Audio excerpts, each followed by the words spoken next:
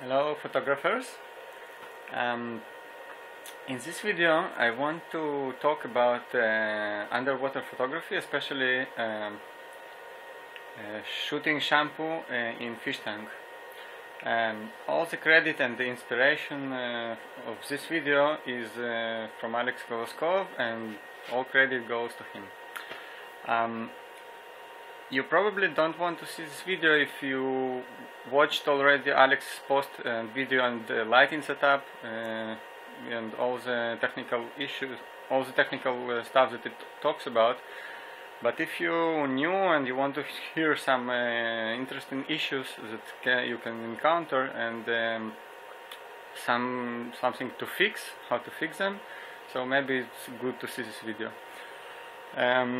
Till now I done 4,000 shots, and it's over 3 weeks that I'm struggling with this type of shot, only to get one shot. And I just wanted to replicate Alex's shot in a good way, not just a shot, but replicate it good, and also to be a little bit creative. So I'll tell you all the difficulties and all that I had. So the lighting setup. Here I have a camera, two light modifiers, the first one and the second one, with flag. The first strobe, the second strobe with snoot with black paper on it. The speed light with blue gel on it and with some kind of snoot. It's not good enough, but it's okay. And here is another speed light with two gels on it, and this is what creates all the differences in tints of colors in the background. Okay, here we have air pump with controller, so we can adjust the amount of air that's getting out of these two holes. And here I have the shampoo itself, the first strip and the second strip, and it's distorted right now, but from the side you can see that they are in some kind of angles, and it's not random.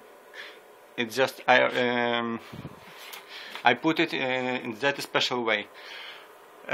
So the first issue is, you see the background, it's a foam board, and I used paper before, and I saw that there is a difference, because in the paper it was not seamless and not smooth, I mean the color. So this foam board was better for me in forming very smooth colored background. The second issue I encountered, it's not related to the shot, but it's interesting that I used here a very simple 18 to 55 lens, and when I compared them to 1.8 35 millimeters prime lens, the prime lens were much better in quality, obviously. But I just needed more distance from the bottle to my camera. Why? Because I wanted to narrow the distance on the, you see, the distance on the foam board to capture from. Because if I move closer to here, I'll capture much deep inside, is the downside of the foam board, and I didn't want that. Okay, what else? I did some another shots with Dove bottles, and all the lighting setups images will be below this video, and all the comparisons between images.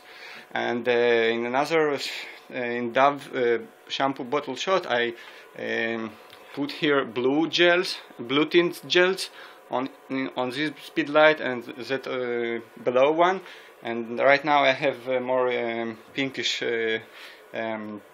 tints, as you can see in these pictures right now, but I'll post about it. What else? You see this hook? It's not just random hook, right? Alex had right from here to here and I wanted to be like a hook. Why? Because I needed more distance from this side to this side to drop water. I had, when it was in the middle, when see, this is a reflector holder, when it was in the middle I didn't have enough space to pour water. It was a big problem, and this solves it very well, because I have this here, this snoot, and it's not enough space. Another issue, the tape. Please get a good tape. What I mean by good, very strength, because there are many strengths of this tape, and the one that I used the first time, it was just falling out of, when I poured water sometimes it fell down, and it was not good. And this is a more strong tape, and this holds this bottle 1 week, 2 weeks, even when you pour water on it.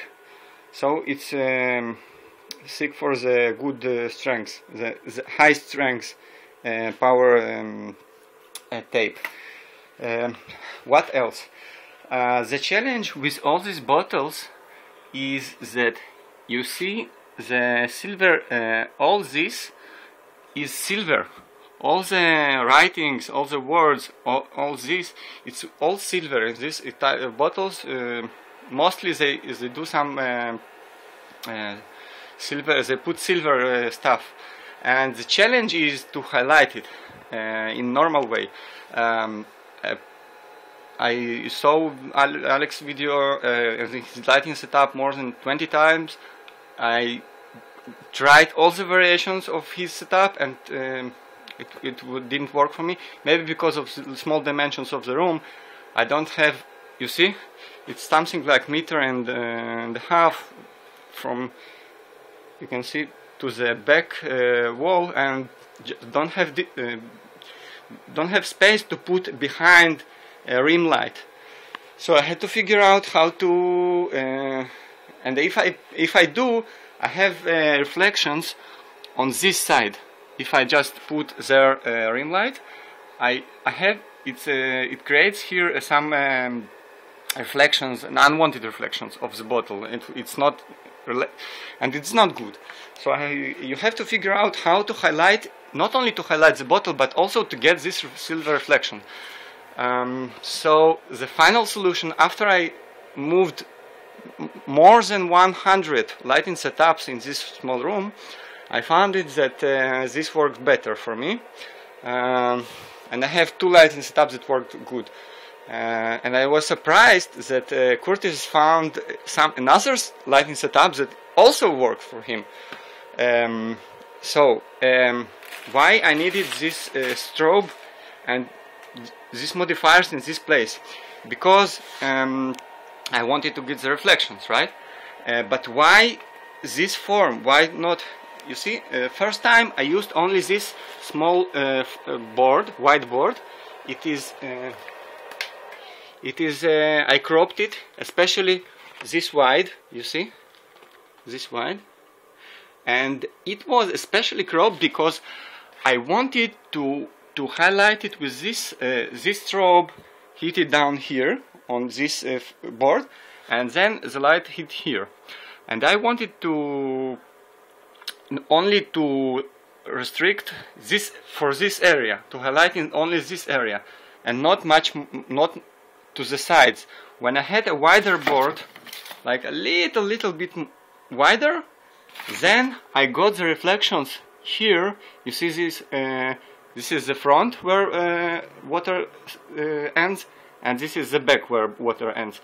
So I got this very high highlights from both sides. So I had to crop it to limit the whiteness, but it was not enough. I was getting very high highlights on this part and less here, so it was uneven. And the solution was to use this type of diffuser, reflector diffuser, in order to wrap around all the bottle. And additional light was this light, this reflector, and this what got me also the left side and the middle of this bottle.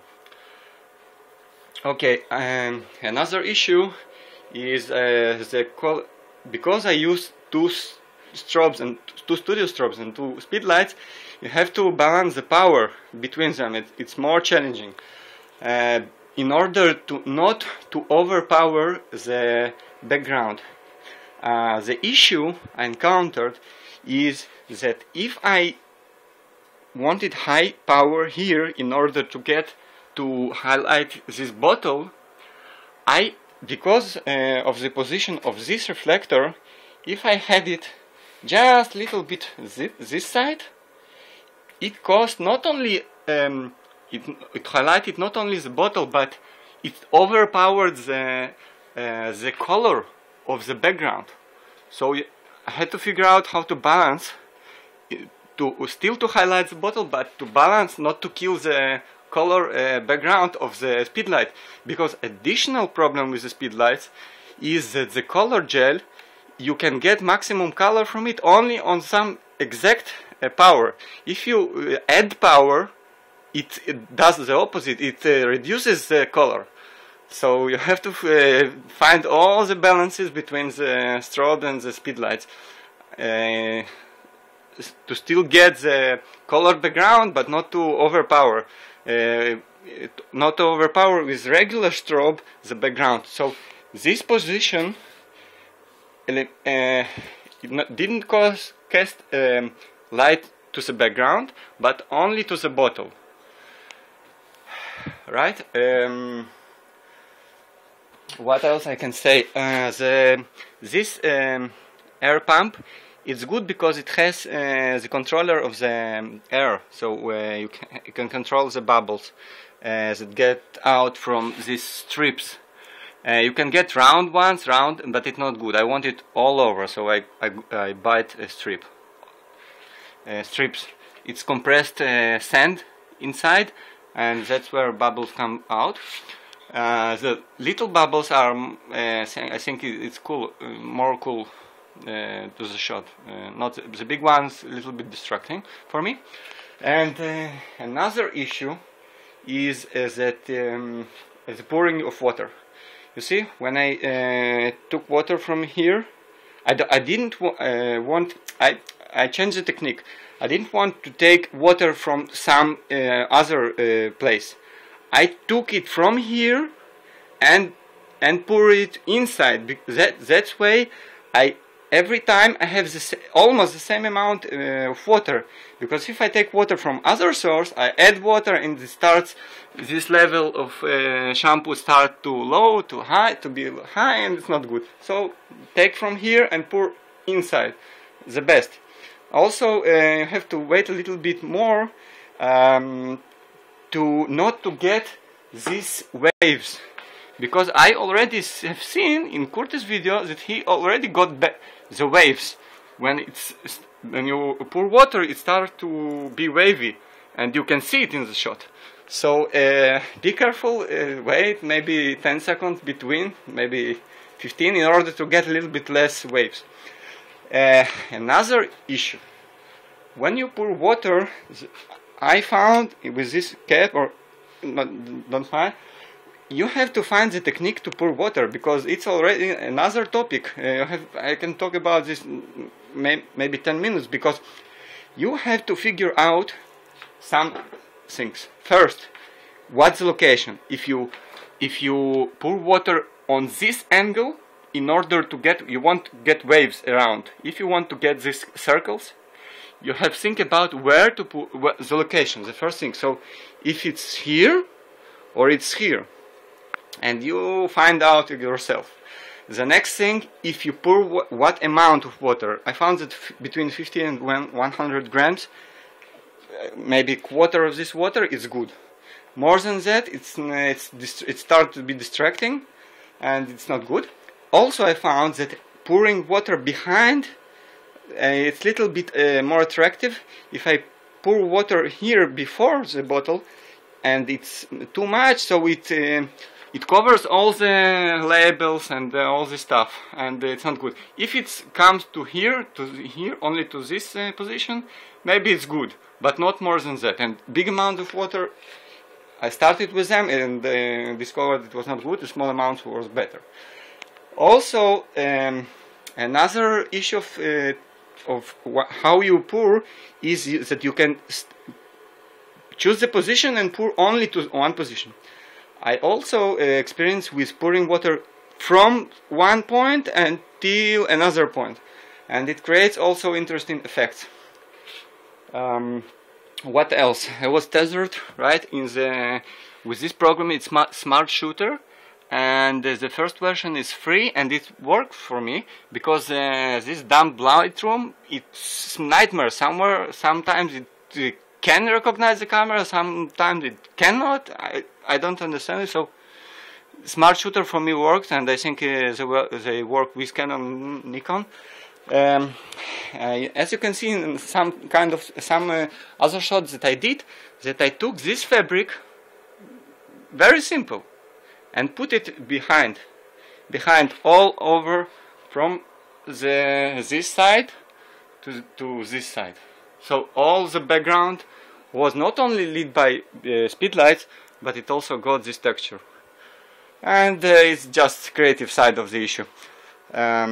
So I don't know if I missed something, but there are many issues inside this little single shot. Oh, let me tell you another issue with highlighting the label. Not the label, the silver words and labels, right?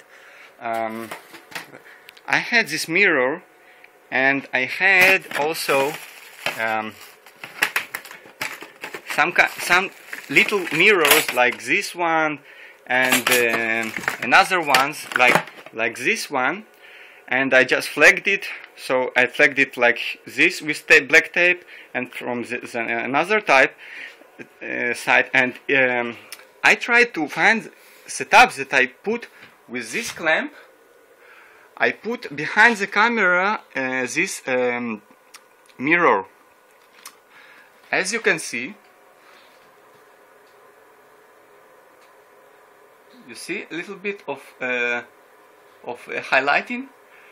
The main problem with this, the highlighting with this mirror, the label, is that it's not even. It's highlighting some points of some areas in the bottle, but not other ones.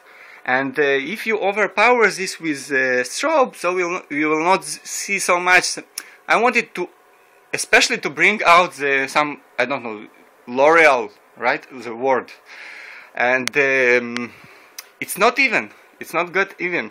And also when you take, I had some mirrors, like the big mirrors. I'll show you, like this one. When I put it that way, this tilted way, like you see, it's also tilted a little bit, this reflector, because of the tilting of the bottle. So if I take this and I highlight it, you see, highlight it, I am getting also some of the highlighting with this mirror on the background, and that's what kills again my color gel.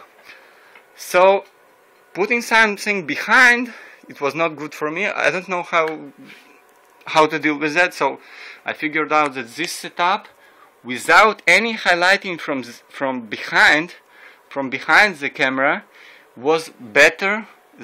Was bad, and this setup highlighting from the sides or from above the bottle or from behind, like Alex had, is much better. Thank you very much for listening. It's a very long video, I know, but I had to cover many issues here. And thank you, and bye bye.